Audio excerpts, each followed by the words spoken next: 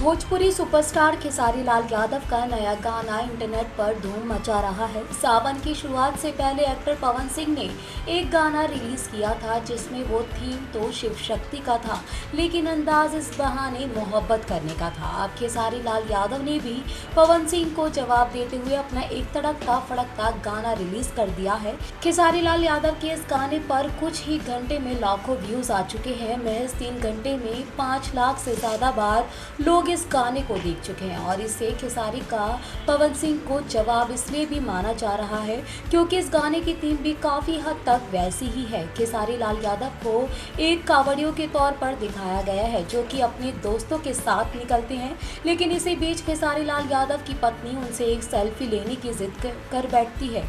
Photo में जब बात नहीं बनती तो वो रील बनाने की जिद कर बैठती हैं और यही गाने की थीम है कि पत्नी रोमांटिक अंदाज में पति से इंस्टा रील बनाने की जिद कर रही है। भक्तिमय अंदाज में चलते ये क्यूट सी प्रेम कहानी जहां काफ़ी कमाल की है, वहीं खेसारी लाल यादव का ये अंदाज भी फैंस को काफ़ी पसंद आ रहा है।